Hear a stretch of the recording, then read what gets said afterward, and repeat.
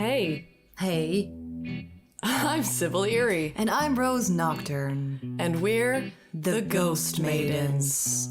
We're a paranormal investigation duo that navigates across the frontier of reality, post-truth, and modern spiritualism. Where metaphysics and entertainment red pill simultaneously and merge into the phenomenon known as paranormal pop culture.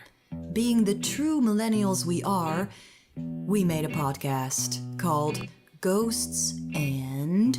In this podcast, we talk with academics, scientists, artists, paranormal investigators, and sometimes our own moms. Oh, God.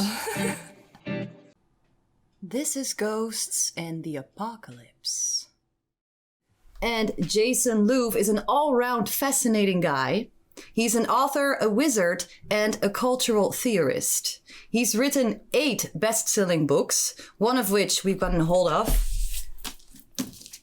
John Dee and the Empire of Angels. It's a massive chronicle of Western civilization's obsession with the apocalypse, focusing on the occult magicians John Dee, Aleister Crowley, and Jack Parsons. For the last 20 years, Jason has dedicated himself to exploring, reporting on, and teaching the world's sacred traditions. He currently spends his time writing, speaking, and teaching meditation and magic at his online education portal, magick.me, which is also where we found you. But he also speaks with spiritual, technological, and outsider thinkers weekly on the Ultraculture with Jason Louv podcast. Recently, Jason has partnered with Google's Artist and Machine Intelligence program to help envision the future of artificial intelligence, but he also has a newfound interest in composting. Composting. Yeah. I'm sorry, I'm the Dutch one. Hello, Jason! Yes, hello. Thank you for having me on. We transition. Yes, there he is. What's up? You're in hell with us. Even hell goes into the compost bin in the end, so we're all good. Well, thank you for having me in this lovely infernal realm.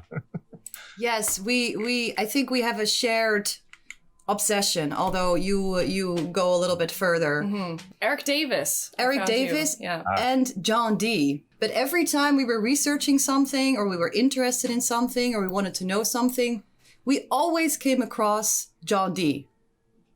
Like, he was just always at the end of a Google search. There was just always this name John Dee somewhere. Yeah, all roads lead to John Dee. Apparently. And it was really interesting that we've never heard of this guy before, but he just somehow seems to be this key figure on everything that we find interesting. And then she found your book, and she gave it to me for my birthday. A good present. And here we are. Yes. Well, now, so you understand why I had the same... I've been studying this stuff for 25 years, so I had the same experience. All roads lead back to John Dee. So you, I think, perhaps understand why I had to write a 550-page book on him just to understand. Yeah, the crazy thing about John Dee also is that he's really, it's not just all magic goes back to him, but all science as well. I mean, I guess just a quick boilerplate about who he was. He was Queen Elizabeth I's scientific and astrological advisor. He was the original Mr. Wizard back in the late 1500s, 1580s.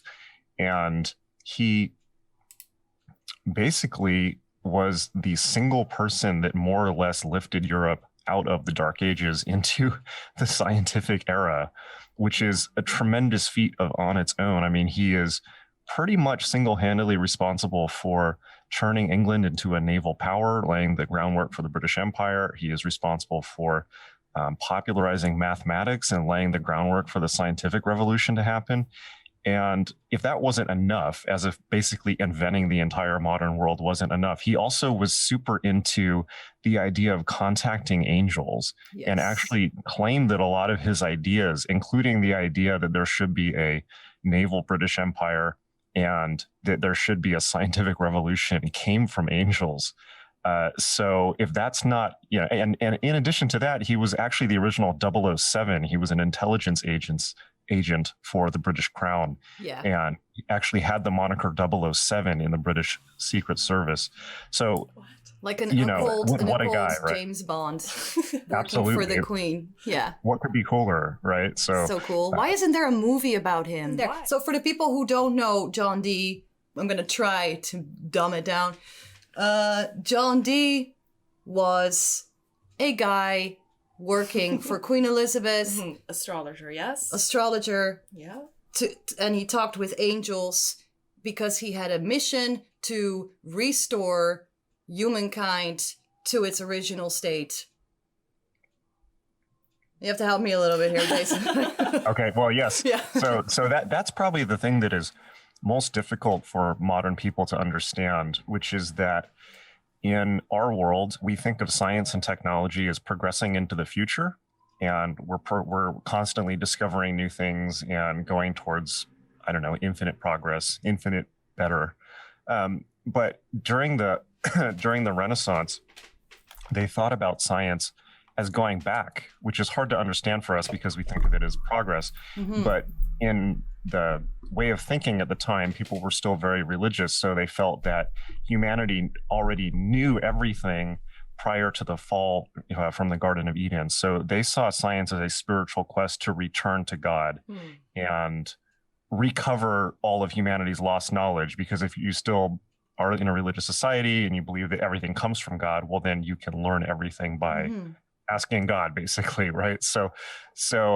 But this is very interesting because it came into his geopolitical and political way of looking at the world. That's why he wanted there to be a British Empire, so that the entire world could be converted to Christianity, so that we could speed up the timeline to the apocalypse and get back to God faster. And you know, this sounds kooky to modern people, to say the least, but when you take a few steps back and realize that this plan actually underlies all modern geopolitics, from the U.S. invasion of or multiple interventions in the Middle East, to the foundation of the State of Israel, to the the grip of evangelical Christians on American politics. We're still living in even though we think we've progressed past this, we're actually still living in this kind of religious. We're still working on the same project, basically. Yeah, and I think that that's very important for people to understand, just to get a sense of. I'm not saying to agree with this or even that it's a good thing, but it's just important to see it so that people understand more of why the world is the way that it is. Yeah. We have some questions for you, but we also are totally fine with going off on tangents as well. What we ask our guests, what is a ghost? What is a ghost? A ghost is the leftover residue. So I'm in my own, let me put it this way, in my own spiritual path, I am much more interested in, I've investigated many different spiritual systems from the world, but I think where my center of gravity often goes to is what I can broadly call the pagan traditions, and actually not the Judeo-Christian traditions. Because I feel that the pagan worldview is much healthier. It doesn't include ideas like hell, eternal torment, salvation, conversion by the sword, all the things that have kind of, had a very bad effect on the world. I'm much more of a chill guy. I like hanging out in nature. I like appreciating people as they are instead of judging them or trying to change them. I like just appreciating the world and not trying to overcome or transcend it. I like being here, and I love people and nature. So I'm kind of a pagan at heart. And so in a lot of ways, the reason that I wrote the John Dee book is I wanted to get away from, show people how destructive, in a way, kind of monotheist ideas are, and this idea of the empire and converting the world. So anyways, long way of saying, since I gravitate towards the kind of pagan position, pagans tend to believe in reincarnation, and they see it as part of the natural cycle of life. And they're not so hung up on this idea of the afterlife or heaven or hell or things like this, even though they have parts for those things in their mythologies. But in traditions that believe in reincarnation, death is not seen as a big event. It's kind of like, well, you have to face your karma when you're dead. It's not just that you're probably going to reincarnate in a human body. It's almost that you're kind of cursed to, in a sense. Not cursed, but in a sense, it's like it's very hard to get away from human. It's funny because I think here in the West, when people speak about reincarnation, it feels almost like a reward or like another chance. These ideas are still we've forgotten these ideas for some spiritual ideas. We're just recovering them now. And but you talk to Buddhists, for instance, case in point, there's a very fascinating guy named Robert Thurman. He's actually Uma Thurman's dad. And he's the official kind of diplomat to the west of the Dalai Lama. And he really interesting guy. But he talks about, it's like people ask him, it's like, do you believe in reincarnation? And he's like, yes, and I'm trying to get out of it. It's like not only do I believe in reincarnation, I'm afraid of it, So I don't know if I totally agree with this, but I will say this about ghosts. With all that said, what reincarnates, I think many traditions agree, is pretty much not your personality. It's kind of like just this awareness that you exist, or different traditions feel about it differently, but you're not really the same person in many ways of thinking. And I think the person who's written most clearly about this is Dion Fortune, who's a Hermetic magician from the early part of the 20th century. She basically says that what a ghost is it's kind of like the cast off from after when somebody dies, kind of like when a snake sheds its skin. And the snake skin, if you will, it's a metaphor, obviously, the leftover pattern of that person's life is kind of like still there and may still think that it's a person and may cause all kinds of mischief. But the really important thing to realize is it's not actually that person. It's just their leftover pattern from their life. And I think people, practically speaking, get in a lot of trouble concerning themselves with that level of reality, because I don't think it's very important or productive for the living. And you often see people whose and I've known many people whose relatives have passed. I think in my own experience, I've seen people get too wrapped up with that, and they're essentially focusing on something that should be let go of, rather than the understanding of, because I think that one of the most important things you can do in life is learn to let go. In a lot of ways, life is a letting go process. Yeah, I think why we ask this question and why we are interested in this question is also, we made the observation, like it's very popular right now to go on ghost hunts. Like there's a lot of paranormal groups who go to abandoned places with a dark history with their cameras and their science, basically, to prove the afterlife. And it looks like they're on some sort of a mission. It looks like a very unhealthy, death-obsessed, a mission to overcome death or something. Like when you know what a ghost is, then you don't have to become one or something. Yeah. Why do these people need to know so bad? Well, I think let's be fair though. It's like all religion is an attempt to overcome death, right? Let's be completely honest about it, right? It's just different. All art is, all having children is. It's pretty much like all human endeavor is an attempt to overcome death, So very true. It's also some sort of like offshoot with like using technology and using science in this sort of way to like reveal what's beyond the veil, to use it as a tool to finally bring us the answers that we've been waiting. And it's just, for me, I just look at it sort of like an anthropologist would, that like, and then at this point, they were using their silly little computers to try to pick up some sort of static electricity because they thought at the time that their spirits were made of that. And it's just like, it always changes throughout time, whatever people believe ghosts are, what they're made out of, how you can find them, what they represent, what they need to tell us or not tell us, or how you keep them happy, all of these sorts of things. I have a very simple perspective on this, which is I don't discount its reality. I think it is real. I just think it's a distraction. And I think that about quite a lot, actually, probably almost all of, 90% of what people get interested in when they get interested in the occult. And I even, paranormal phenomenon, cities, abilities, fortune telling, astrology, even perhaps all the way up to John Dee's angel conjuration, and I come at the reason is because I come at this from the perspective of a lifelong meditator. Basically, don't get distracted. Keep your eyes on the prize, which is, for lack of better way of putting it, enlightenment or self-knowledge, self-realization, because That's the point of spirituality. It's to realize yourself. So first of all, if you really want to know about this, read Paramahansa Yogananda, read Ramana Maharshi, read the Pali Discourses of the Buddha. Don't take my word for it, but I can get you excited for it. But go read the actual masters. And I'm not an authoritative source on this. So with that said, well, practically speaking, self-realization or self-knowledge is the product of long meditation under somebody who knows what they're doing. Usually helps quite a bit. The mind itself, it has been remarked by many commentators, is in a very rudimentary state of development in humanity, particularly within Western people, because Western people have a tremendous amount of mastery of technology, but very little to no mastery of their own minds. Yeah. And I would argue that it's actually retrogressing because of technology and phones and interruptions. Like we're playing big band with shitty instruments or something. Exactly. Yeah. Yeah, exactly. So, without orientalizing, and there are many other cultures of which the Hindu Indian culture, the Tibetan culture, and many others, Buddhist cultures, they spend a lot of time and have spent thousands of years of research in developing the mind and developing the spirit. And the way that it's done is pretty much through meditation. And anyone who's meditated for any length of time will tell you a couple things.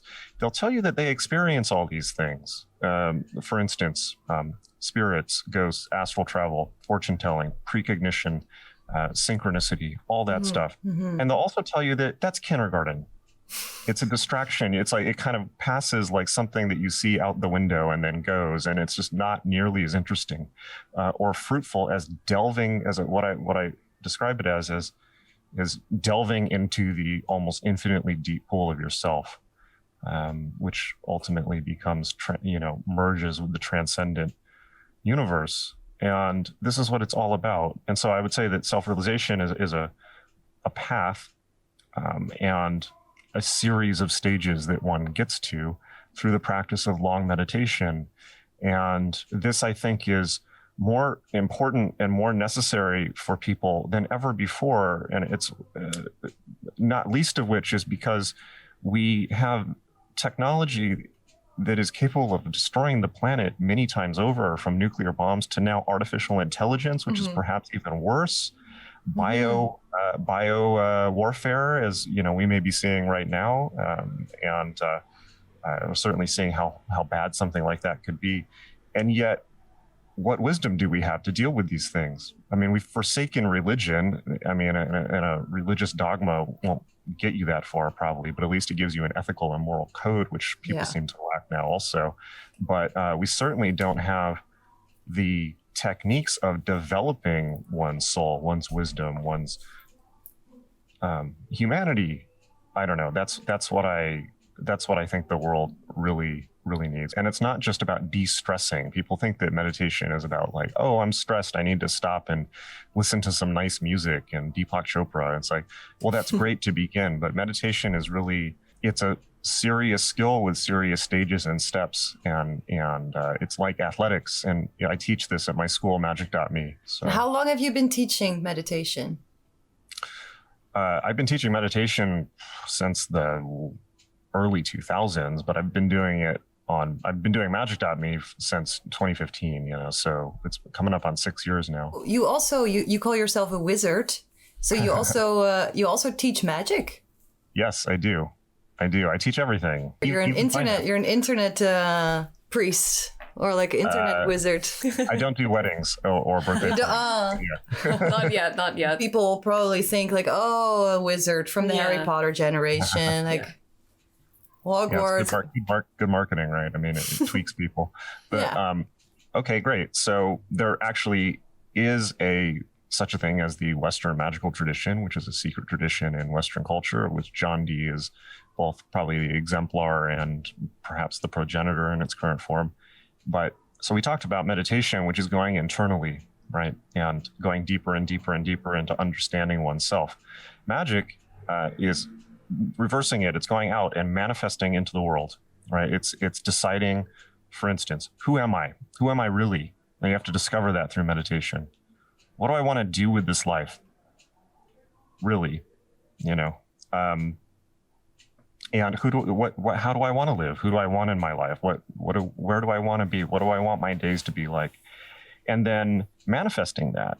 And sounds like art school. It actually does. Yeah, it does. yes, with less deconstructive theory, but yes. Yeah. So, and which is actually a good point, because, you know, young people very much are taught in school only to deconstruct.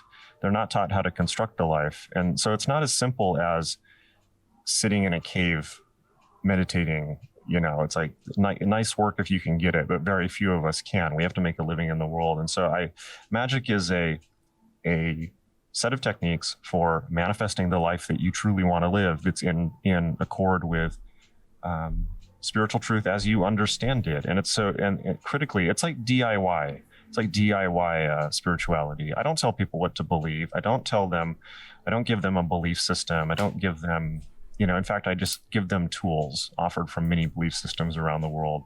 So I'll teach them, for instance, how to create magical space, how to manifest goals using sigils, how to, and then I'll even give them all the classic supernatural techniques, such as astral travel and the quote, you know, divination, tarot, astrology, I Ching, the quote unquote more spooky things. But I give them those, A, because they're useful to a certain point, but B, because I want them to be able to see through those things and understand why meditation is actually the key to all of it. Yeah. Because I could also imagine that some people are interested in magic in a way that they want something very specific. They want, for example, they want a better job, or they want someone to love them, or they want to have more money, or they want to be, I don't know, more attractive. This is not something that you do with your magic. Like, it's more to actually get rid of that. In a sense, I mean, we all want these things, right? These are important things. We want a good place to live. We want someone to love us. We want a good job. You know, it's like we want to do well in life, and we should. And we shouldn't give those things up. We shouldn't, you know, see them as bad or you know, try to renounce and go live in a cave. I mean, ask anyone who's actually done that. It only lasts so far. They realize that people who go do that and meditate in a cave eventually realize they're just kind of hiding from life. And they got to come back and actually deal with it. So it's not that those things are good or bad. It's just that they can't be the end. It's like you have to build those things so that you can also have some time to meditate, for instance. Yeah. So the reason that I teach magic and meditation, first off, is because this is the tradition. This is the classic way of teaching in the West, is to combine both Western magic and Eastern meditation techniques. It's a beautiful combination, but also because I want people to succeed in life. I want them to be happy. I want them to do well, and then attain to, and then combine that with spiritual realization. Do you also think that it's never getting better? Like this world is not going to be a better place, so we just have to have the best time we possibly can, because there's no wrong or right. There's just enjoying moments, maybe. Well, I agree to a certain extent. I think that, yeah. Well, first it's like, yeah, no one's coming to save you. I mean, you know, you live in Northern Europe, which is much nicer than America. You know, look, it's like the political leaders in the U.S. and Europe are flailing and grasping at straws. They were not prepared for the internet. The whole project is falling apart. The EU is clearly falling apart. The U.S. is falling apart. I mean, they really are. If you'll permit me to be slightly political, of course, they really are showing they're losing their patience, shall I say? They're showing a little bit of the iron hand within the velvet glove, and you can see this, for instance, with particularly in France, Macron is kind of, you know, almost going full authoritarian. You must be vaccinated or else, and certainly Merkel and certainly Biden in the U.S. I mean, the U.S. is become shockingly authoritarian in a very, very short period of time. But I think that the reason is, I'm not a conspiracy person. The reason is because everything's falling apart and they don't know how to handle it. Nobody was prepared for Trump. Nobody was prepared for Brexit. You know, neither the people in charge or the people on the citizens of Western countries know what the hell to do. So it's a time of chaos, and it probably will be for the rest of our lives. Now, is it any worse than, for instance, the Revolutionary period or the Napoleonic period or the Black Death, or, Well, it's certainly more comfortable than it was then. It's way more comfortable. Yes. It's like, well, that's a good place to start from, right? It's like, So I think understanding that nobody is going to fix this. Nobody's going to come save this or save us. There is no savior. That's an important place of reality to start from, and to realize and this is where magic and meditation really begins. It's like, well, if I need to figure this out myself, then it's time to start get to work, at least for your own life. None of us are going to save the world, but we can improve it bit by bit, a little bit at a time. And the only people that can save Earth are all 8.5 billion people that live on it. 8.5? Jesus Christ. Something like that. I think it maybe it's got terrifying number. Crazy. It'll be 9 very soon. So and when you realize that most of these people are running off of dogmatic religions or superstition, it's quite frightening. And that they have nuclear weapons, and they're on the brink of nuclear war over, in many cases, conflicts, ethnic or national conflicts that go back thousands of years. It's just it's a madness. We live in an insane asylum planet. If you look at the Pakistan border, or you look at many other places at the West Bank, many other places in the world, it's just madness. So the place that I wouldn't necessarily disagree, but just say that I'm not so sure, is the part about that there may not be any good or evil or wrong or right, because I think that's probably for each person to decide on their own. And it's hard to say. I mean, ethics is a tricky question. I always, for my own ethical position, I always come back to Immanuel Kant's categorical imperative, which sounds like a lot of words and is very complicated, but it's actually very simple, which is, if you're ever trying to consider what the ethical thing to do is, think about what you're about to do or say, and then do a thought experiment and say, what would the world be like if everyone did this? Yeah. And it's like, do you want to live in that world? If so, go ahead and take the action. If not, you might want to rethink. That's a pretty good ethical framework. Yeah. I usually get stuck on ethics and scale. For sure. I don't want to cut my fingers on it, because I'm a big hypocrite, and I change my mind every minute. Like, context changes, circumstances change all the time. So ethics will never add up. That's interesting. That I was thinking, I mean, you mentioned it's like you're afraid of ethics at scale. It's like, I was like thinking about that. It's like, is ethics even possible at scale? I mean, it's kind of like, this is kind of the story of humanity, but particularly the 21st century. It's like, when you think about, we have this interconnected world with all, again, 8.5 billion people all believing different things with, like, how do you, is it even possible to do ethics at scale? That's really something. I mean, these are the types of things I've had to think about when I'm, for instance, been working on AI and things like this. Exactly. Really, your brain spins out. Yeah. Yeah, ethics becomes really interesting with artificial intelligence. We need to know what we want with that. So I spent a lot of time looking at ethics in AI. So representation is only the tip of the iceberg in terms of the real question is who's programming them at all? Because whoever programs the AI will put their, either their conscious or implicit bias into it. And that doesn't just mean, racial or gender bias, although that is certainly something, and that's probably the primary focus of AI ethics right now. When I talked to Google about this, you can find it on YouTube, just look up Jason Louv AI.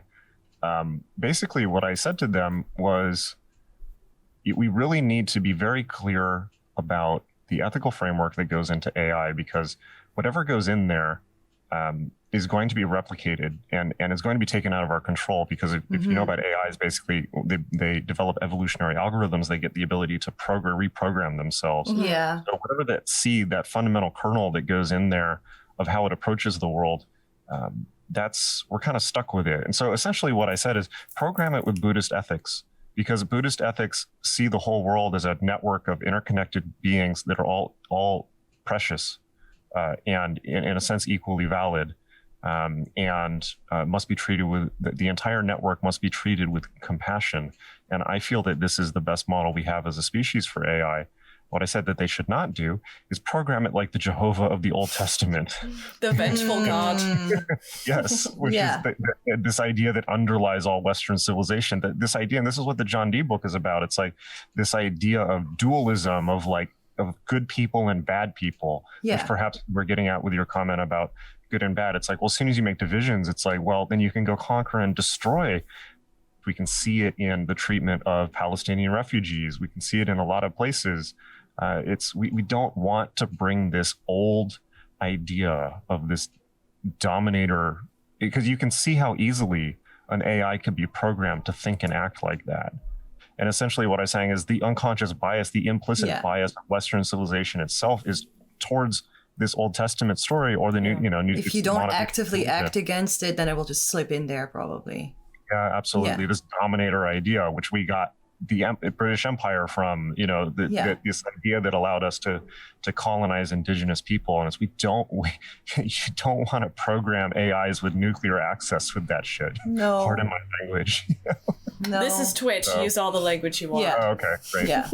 Yeah, before you were saying about the fall of the West, like at some point we would love to send you the conspirituality music video we made about the fall of the West. Yes, please. I think you'd have a good time. We can trade music videos. Please. For sure. Yeah. Yes. I made one about the Bader-Meinhof gang in the 70s. Oh, wow. Oh.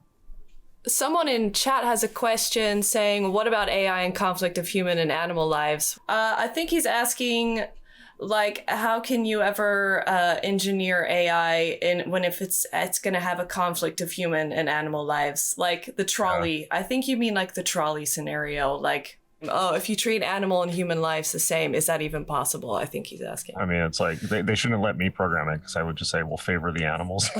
Yeah, exactly. But this kind of feeds into this one question we ask everyone, which reflects this completely. Is like, we ask people, where are all the animal ghosts? Because no one puts any weight on this kind of thing, but it's just a reflection of always thinking that animals are underneath us because it told us in the Bible that they were. And then, like the hierarchy. Yes. Yeah. Oh, that's an easy one, actually. I can tell you the answer to that now. Okay. Oh. They reincarnate as humans.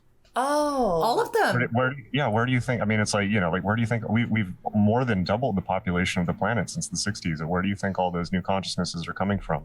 They're not created out of nothing. Where are they hanging out, typically? Where are all these consciousnesses just hanging out, waiting to populate the planet? If you believe the Buddhists, that's what they say. I mean, I don't know. But they say, the Buddhists say we've been incarnated many times. Before you get to become a human, you have to be an animal. So what's your stance on mosquitoes? Other than not liking them very much? Yeah, do you just let them be? Mosquitoes are the ultimate test of compassion. Exactly. Exactly. I have no compassion for them, I'm afraid. I kill them. I'm sorry. But what happens after you are a human? Like the next thing in rank, is that like John Dee would say, the angels? Well, this is a real key question, and it's like, again, I don't know. I don't claim any special knowledge. I just read a bunch of this stuff and do certain practices and report what I find. I'm just a journalist into weird stuff, But I will say that, Buddhists and Hindus, of which, comprise many billions of people on the planet, tend to, so, we're talking about beliefs of billions, basically say that it depends, right? It depends on what frequency you cultivate during your life. John Dee, the Elizabethans actually would say, well, maybe eventually you can become an angel, right? And they would both agree that if you are a total shithead and you spend your life just, trying to rip people off and you're angry all the time, it's like, well, you're cultivating a vibration, but nothing's permanent, meaning if you're having a real bad time in life, you have the ability at any time to stop. And the key is meditation. And this is perhaps the most simple way that I can put magic, which is taking control of your own conscious trajectory and mind stream in life, because it will manifest. Your thoughts will manifest into the world, whether you like it or not. But we can stop at any point, whether it's through meditation or ritual often helps. Sometimes you need somebody like me to come along and remind you. So that's my job in life. But so what about the darkness? Like sometimes with too much focus on the positive is also not good, because there is darkness and there is death. Absolutely. Like I feel a great comfort when I visualize my own death, or when I stare into an open grave. Yeah, or I stay close to the darkness. Like even, yeah, exactly. Right. Exactly. Yeah. No, I know. I had this conversation with somebody recently. It was just like, people often make this weird mistake, and all goths will know this, which is just like, they see people who are looking at the darkness in life, and it's like they want to shoot the messenger. It's like, oh no, how dare you? But it's like, that's healthy. What's unhealthy is people who pretend it's not there. Especially now, like it's very like Instagram. It's all only positive. Yeah, let me tell you, as somebody who's seen many cycles of this, going back to the 90s, the people who are the most white lighty and the most like, oh, I have to be positive, those are the people who are least in touch with themselves. And it's going to bite them at some point, because you can't avoid that stuff. And if you try to cut off a whole half of yourself, you're in trouble. So, we see people, particularly with positive thinking, where they're kind of like sticking their head in the ground like an ostrich and saying like, oh, just think happy thoughts, think happy thoughts, think happy thoughts. And it's like this kind of like trauma response almost. Where they're just pretending it's not there. Well, that's not very healthy. Darkness and negativity and evil are there for a reason. You need difficulty in life to grow and get stronger, right? And that applies all the way up to the whole world situation, I think. And so if I was to give a simple answer to that, we have this silly idea, and again, it comes from monotheism. It comes from Christianity. This is why I lean so much into the pagan traditions, which is that darkness is an error, or evil is an error that must be eradicated. Yeah. And that belief system is why there have been wars, those types of religious wars on the planet. It's like, that's why this is the fundamental logic of imperialism, perhaps. Yeah. And so I think that my view is simply that these things exist in life, and the point is not to eradicate them or see them as evidence of something going wrong. It's simply to meet them as a challenge, meet them head on, and meet them with consciousness and being in touch with your own humanity, right? And try to understand. I mean, suffering is the greatest teacher, and often it forces you to articulate who you really are and what you really want to do in this life. So. Rose had a question. You call angels living information. What does that mean for a virtual place like the internet? The beauty of magic and spirituality and esoteric thinking is there's not a direct explanation for these things. If there was, that wouldn't be mysterious. It would be circuitry in your iPhone, So I think that it's not just that. It's these things can be interpreted in so many ways because they're higher dimensional to human beings. They have more points of dimensional access to reality than just five senses. And so by nature, they are infinitely more complex and multifaceted and multiversal than human consciousness. Otherwise, they wouldn't be what they are. But the way you speak about it, it also seems like it's also the place or the realm where all of a sudden inspiration comes from, or when you're on your bicycle, like here we are on bicycles, and all of a sudden like your grandmother is there with a message. And like I think I really like this description of the realm of angels. But then you said like they are like living information, like an algorithm almost. Then is the internet also a conscious place? Yeah, absolutely. Of course it is. I think that, the internet is the physical manifestation of species telepathy. It's our manifestation of Indra's net, and it demonstrates that we are already all consciously connected to each other, but makes it tangible. For instance, I make this point often. You go back to the grimoires, things of John Dee's time, or you go back in even these stories of wizards, and like, what are they doing? They're like looking in crystal balls they can see anywhere in the world. They can send telepathic messages anywhere. They can have things manifest out of thin air. They can have magic carpets sent. It's like, well, I can watch YouTube. I can order a magic carpet from Uber. Yeah. I can have things delivered to me immediately by Amazon Prime. I'm speaking to you as if by a crystal ball, and we're speaking with the whole world. Like, it's like, throw the grimoires out, we can do it now with technology. It's exactly. Like way more reliable. So, but at the same time, how do we come to grips with that? I mean, it's like, and so I think that in many cases, treating technology like magic is actually quite useful, because you can apply all the ethical frameworks of of magic, such as, don't do it for destructive reasons, like don't get distracted by. Yeah, I call myself a cyber witch. There you go. And I suppose I am too, cyber witches unite. We're poets on the frontier of reality. That's awesome. But I'll make a broader point, which is that, I aspire to be the same. So I appreciate that. If you look back through the history of magic, whoever's talking about magic any time period in history will always describe it within the language of the technology of the time. So if you look at, for instance, books on magic in the 20s, they're talking about it in terms of radio, computers in the 70s. But if you go back, people talk about it, all the medieval magical books coded in the language of feudalism and things like this. But it's like, so in our modern world, it's memetics, right? So we can talk about magic through the language of memetics. So you're talking about living information that spreads between minds or spreads between nodes in the internet. I mean, memetics so we understand magic memetically now. I think I would go as far as saying that technology is magic. It's not like magic. I think it is. Like, I'm a little bit confused with what your feelings are about John Dee. Like, John Dee started this sequence of what eventually became dominating forces like colonialism, and like I don't say it as profound as you do, also because I'm a Dutch person.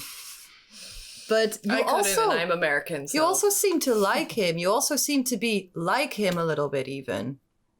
I have nothing but positive feelings about John Dee. 100%. He was a sincere, and I think he probably had not a single insincere or conniving fiber in his being. I think he was pure. He was a pure individual. Really, the book is about John Dee, but it's like when you talk about John Dee, you talk about the legacy of imperialism, you talk about the legacy of science, you talk about the legacy of religion. I mean, it's a writer's dream, right? Because you can write about the whole of Western history and our modern world at the same time. And so the place that I continually problematize is monotheist religion and the idea of a singular dominator God that has to convert the whole world to, a conversion religion, rather than so many of the other, belief systems in the world, whether you call them religions or not, from Hinduism to, something like Shinto to indigenous beliefs to, there's so many, pretty much all the rest of them have a better understanding of life is as it is and people are as they are. You don't need to change them. And then, so there's not nearly this kind of brutal dominator impulse. And in writing this book, I simply had a goal, which was, somebody's interested in the esoteric or the occult. It just means that I'm interested in hidden information that people don't know. And my approach to that, the reason I've spent so much time immersed in so much of this stuff is I just wanted to figure out what went wrong. And this burning desire started in me on 9/11, right? And not just on 9/11, but when Bush went to war in Iraq, because it was such a violation of my, what I felt was right and true. The rage that I felt at 9/11 and then the falsified invasion of Iraq under the false pretense of weapons of mass destruction. I was so angry, and I think rightfully so. I almost said righteous, rightfully so, because we can trace a direct line from that ridiculous and criminal war to the economic crash in 2008, to the election of Trump, essentially everything that's come since then, to everything that's going on now. It's all a domino effect of the U.S. going to religious war on religious grounds. And so there's an element of 9/11 and Iraq and the ongoing situation in, for instance, Palestine, where you can't just say,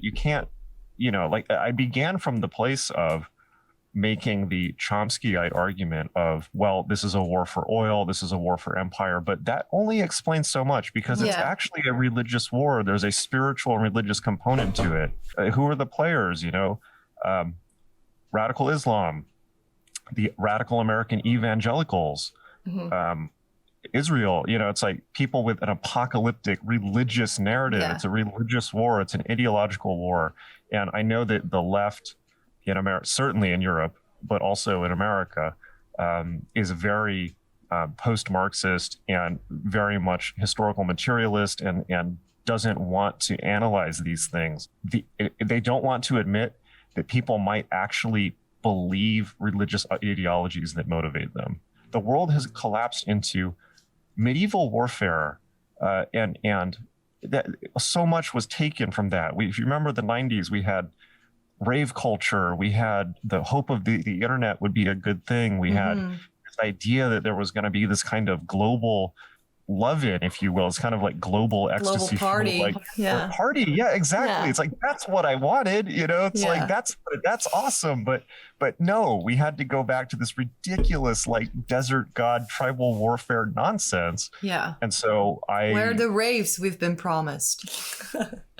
Thank you.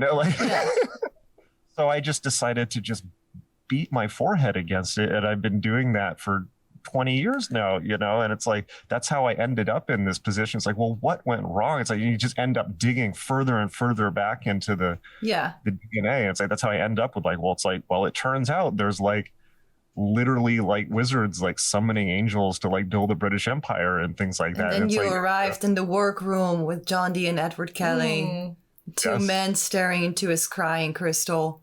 But into the compost it all goes, I say. I think we should go back to radical nature-based paganism, and I mean just caring about the earth rather than these ridiculous narratives. Then we need to leave society, right? No, I don't think so. No, but this is, I think, such an important point, right? This is so important, and it underlies so much of how I teach.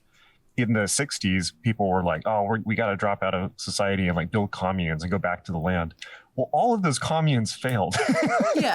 Like across the board, people are like fighting about dishes or fighting about, and it's just people are people. And so there's so much a tendency, particularly among political people, and particularly among young people, to feel so overwhelmed by the state of the world, reasonably so, and their perceived lack of power within it, when actually they have quite a lot of power. They're just perceiving that they have very little.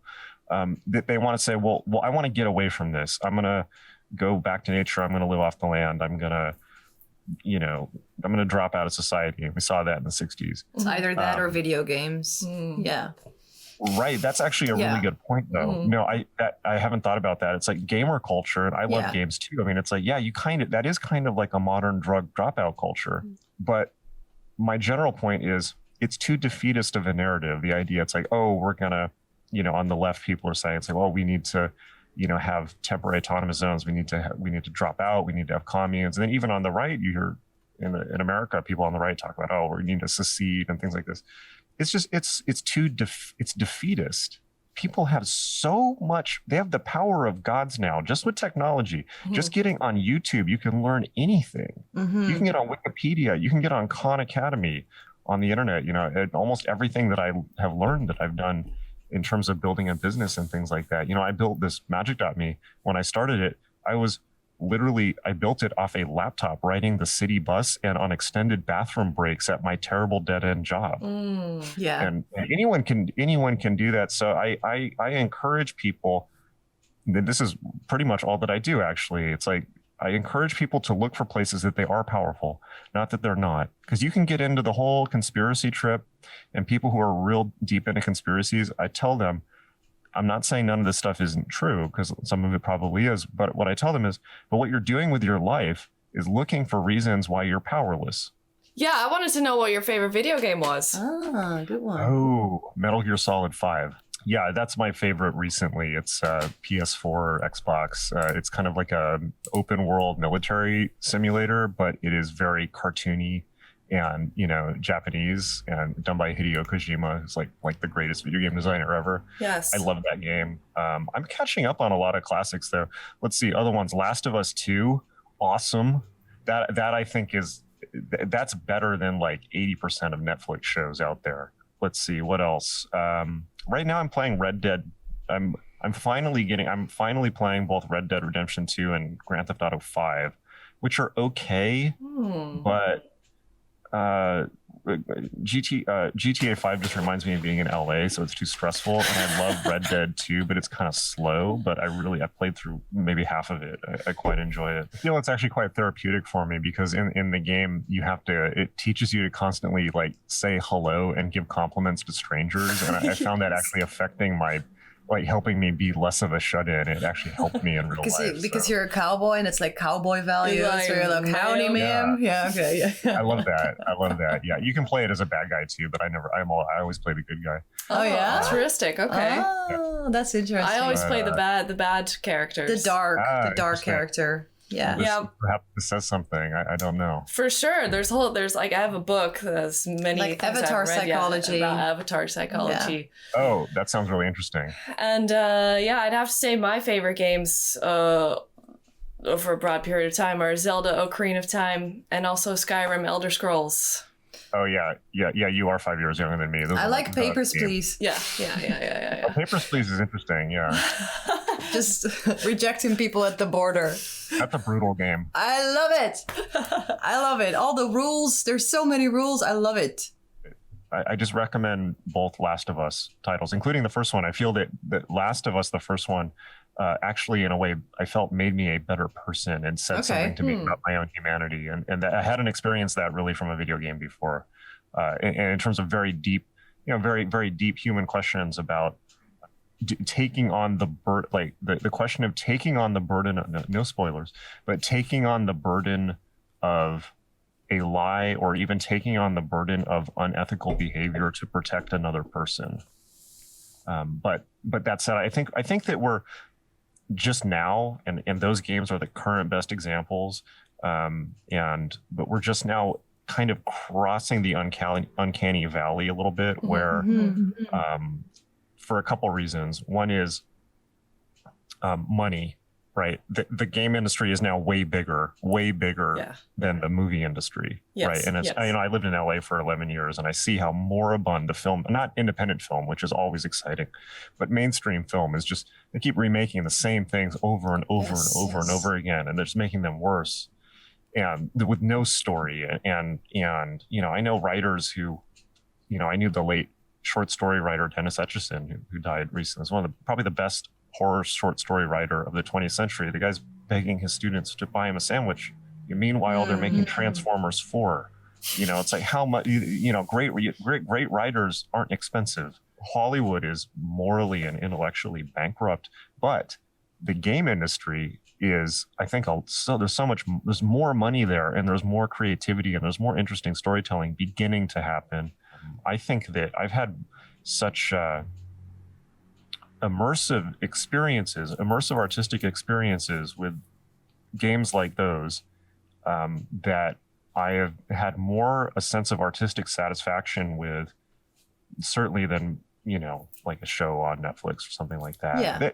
That's what I would say. It's like there's so many indie games now that are done by really, really bright people that are just created to like explore an ethical dilemma or, some aspect of modern life. And I feel that, I'm with the writer Jane McGonigal, where I think like games are actually our best way of understanding life. It's like there's so many painful and uncomfortable and confusing aspects of life, but if we can turn them into games and understand them through the lens of it being a game, because everything in life is a game.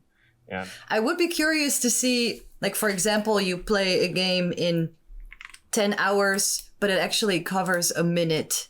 The total time is only 1 minute while you have to play it for 10. Like something like that I would be interested in. That's a super good idea. You should make a game like that. Yeah, we play a lot of Dead by Daylight with our chat. Is that a zombie game? It's absolutely ridiculous. It's basically hide and seek, and you have to kill each other. That's it. Like horrible slaughtering murder, hide and seek. And then you slay your friends. Oh, yeah. I think I saw this one. Yeah, okay. I'm going to write this down too. We made a music video actually. Inside of it. So we clipped us playing it, and then we made a little narrative. About William Shakespeare, actually. About William Shakespeare. And our song was about William Shakespeare while we were getting brutally murdered by Ghostface. What I did find very interesting with that game is that, like, the moment at first I was shocked. Like, you play it for 1 minute, and you're like, oh my God, this is so aggressive. And 5 minutes later, you yourself are like, oh yeah, I'm gonna fucking kill you. Ooh.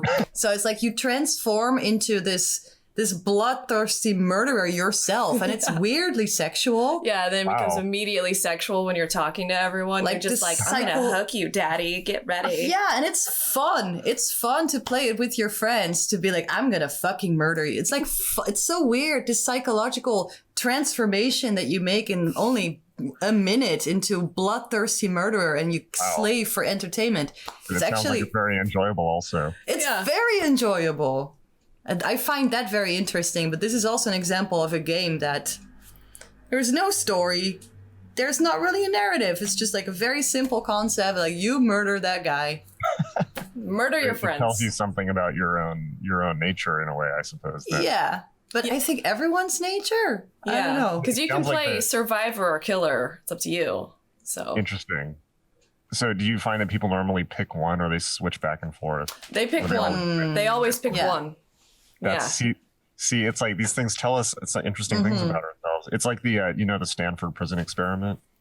It was this really infamous, and they made a movie about it recently. This really infamous experiment in the 60s where the psychologist basically got a bunch of college students together. The point of the experiment was that he said, if I give people total power over somebody else and make them prison wardens and tell them that we have to torture that person, will they? And the answer was like, yes, they all did.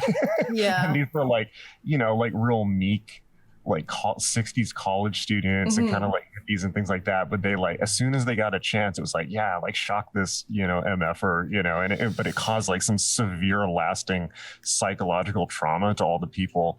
They were told that they could torture somebody and that they would get away with it. It was okay. Right? They would not face any consequences. So as soon as people were in this like situation where they could be cruel to somebody and not face consequences, they basically all did it. And so it's like video games, kind of like what you're saying. It sounds somewhat similar, but more benevolent. It's like so. Well, we can if you feel like it, we can always invite you for a round of murder hide and seek. Yeah. Well, actually, I accept, because if it's an actual invitation, for sure. Because of course, I feel like as long as if I'm gonna play video games, I should probably do it on Twitch. We have a roaring murder community here. We would love to invite you in our murdering community and play murder hide and seek with us. And I was wondering if you have any questions for us. Do you recommend starting a Twitch channel? Yes. It would be nice to have more different angles on Twitch. I think there needs to be more of that, because we tell people all the time that we're on Twitch and, everyone's like, I don't know what the hell that is. I think it's just an extremely creative place. And I think the people on Twitch, there's a good culture. Like, people are nice and... Well, not all. Like, there's trolls, but, whatever. There's trolls everywhere. Like, it's also like how easy it is for children to make friends. It's a little bit how it feels on Twitch sometimes. Like, you come to a place and you're just like, hello, I want to play. And then people are like, awesome. Okay. I love it. I love that. That's such a cool vibe. I can't think of anywhere else that's like that on the internet. Can I tell a totally tasteful story about dick emojis? Yes. And maybe chat can spam some more emojis. We like that very much also. This is here it comes. This is completely tasteful and clean, but so people think that like all this like comment section stuff that we're dealing with now and just like crazy comments is new. It's totally not new. So there was an archaeological dig in Rome for like 1st century AD Rome. And in Rome, the empire had built a wall. Like they were really into building walls, like Hadrian's Wall, for instance. But they had like walls built around the city of Rome. And it was accepted that the walls, literally the city walls, were accepted as the comment section of the city. And so people would go and write on them and graffiti on them. Mm-hmm.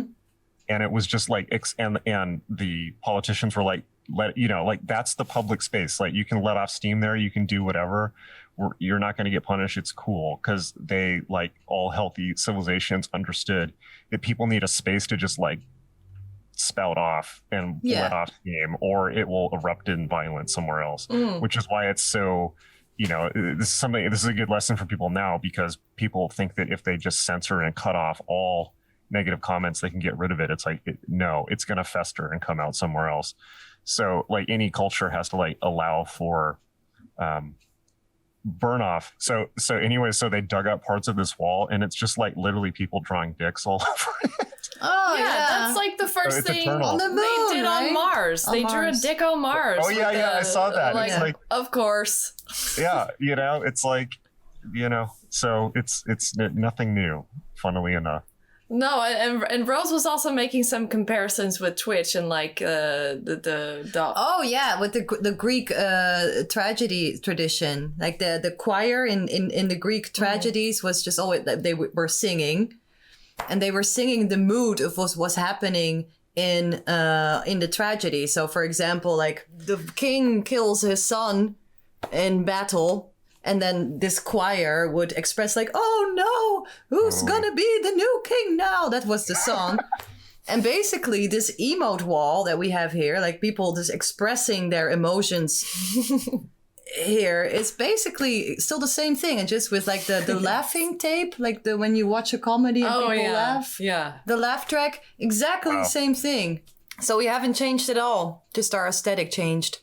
Totally. So Twitch it is then. How do you get, it's like, people on Twitch make money by like selling games and Twitch subscriptions? Or? It's a pretty big learning curve. Figuring out how Streamlabs works, getting it set up, your sound, your game captures, your blah blah blah, how exactly you want it to look, and then you put that on Twitch, and then you also have a separate system set up, which is like your subscriptions. If people want to keep subscribing to your channel every month, they can do that. They can send you donations with PayPal. Usually, it's up to them. They can also send you bits. And that's like the currency on Twitch. Yeah, you can buy bits, and then you can like distribute them however you want to people's channels, because if you subscribe, then half of that amount goes to Jeff Bezos, and the other half goes to the streamer. He's not a generous pimp. Yeah, Jeff Bezos. Bezos wants to turn the moon into like a factory. It's going to be like the slave factory for Amazon workers. Oh my God, who's going to supervise that one? The mentors? Jesus Christ. Yeah, exactly. Speaking of the prison experiment, I mean, can you imagine like being stuck in an Amazon factory on the moon? But interesting. So, well, we'll tell you what. I'm gonna check it out. So I guess if anyone's on the stream, or Magic School, I think it's at Magic School is my Twitch tag. Do it. I'm on YouTube as well. Oh, yeah? We have a ton of stuff on YouTube. You can just look up my name, just Jason Louv. Look up on YouTube. You'll find it. Well, on that note, I should probably sign out because I am. Yes, I'm so honored that you came to hang out with us. Thank you so much. You. I'm also honored. Oh, I was just saying, I'm glad you got me on my true love, video games, rather than talking about the occult. Of course. Well, they kind of bleed into each other. But please invite me to your Dead by Daylight game. Yeah, let's murder each other. Yeah, sounds good. All right, Jason, thank you so much. Everyone follow Jason on Instagram at magick.me and on Twitch at Magic School with the CK. Yeah, if you just want one place to see all the links, it's just jasonlouv.com. Has everything. My books, my social media, my Magic School, everything. Just jasonlouv.com. All right. Bye. Knock, knock. Who's there? Patreon supporters. Patreon supporters who? Our Patreon supporters, whom without their help we would not be able to make any of this. You can find a link in our Instagram bio to become our supporter, or go to www.patreon.com/theghostmaidens. And for as little as $2 a month, you get access to our films, music, and exclusive content. If you'd like to talk with us, get in touch by sending an email to theghostmaidens@gmail.com. And remember to look for truth, not proof. Unless you're an actual scientist. Probably also a lawyer. Or me to my boyfriend. Or a doctor with a reputation to uphold. Or an astronomer. All right. Definitely an astronomer.